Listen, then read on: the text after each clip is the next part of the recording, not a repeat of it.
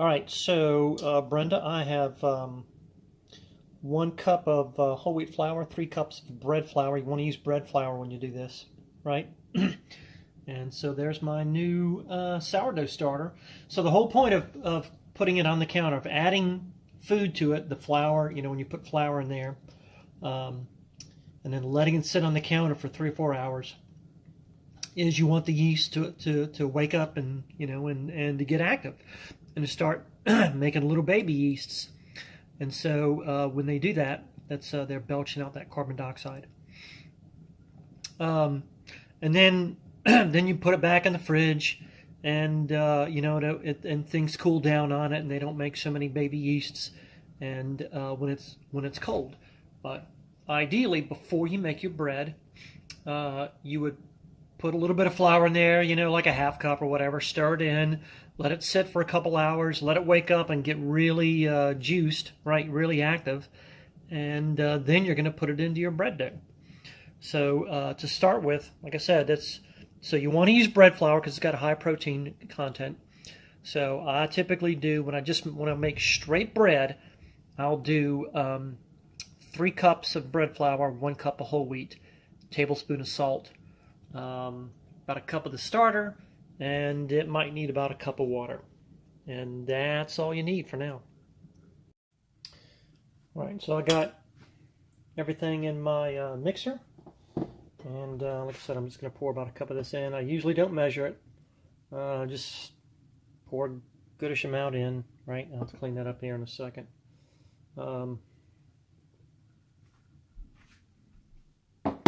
Set that down. As you can tell, I'm by myself. I'm going to crank that dude up. Turn it on.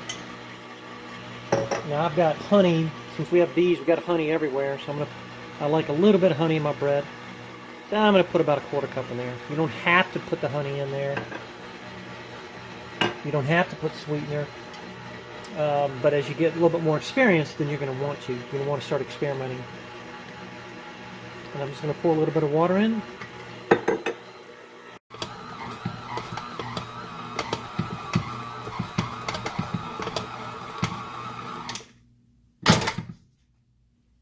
Okay, that looks about right.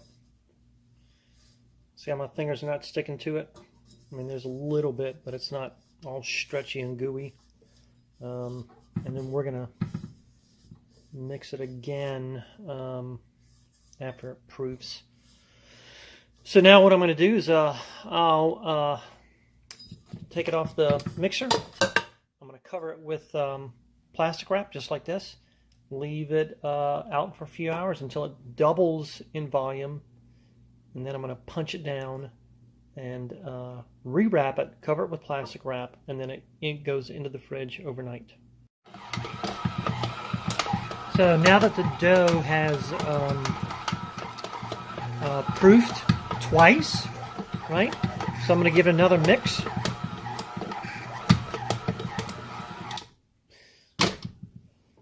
That should be enough. All right, so it proofed once on the counter, and then it got punched down, then it went into the fridge, and then it proofed again. It's been in the fridge about 36 hours or so, so a day and a half. And so I've got my my vessel here. You can shape it however you want. I happen to like cooking it in this. That's the insert from a crock pot, and I've sprayed the inside of it, of course, with some pan spray. So my dough is cold right now, and then I'm going to stretch it a little bit. I'm going to pull it and then shape it, and then plop it into here and leave it out on the counter, and then I'm going to bake it.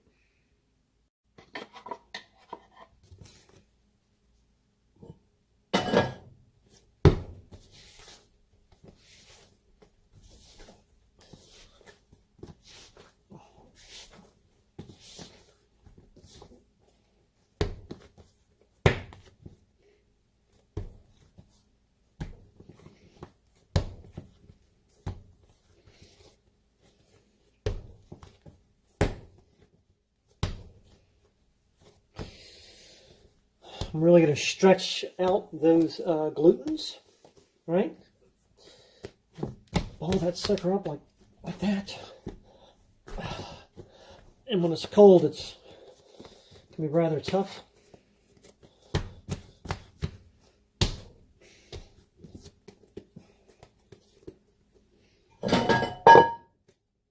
There we go.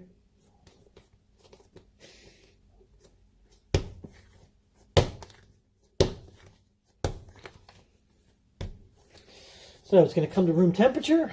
As it comes to room temperature, the yeast is going to wake up, start producing CO2 gas. That's going to cause it to rise. And then when it effectively doubles in size, that's when I'm gonna bake it.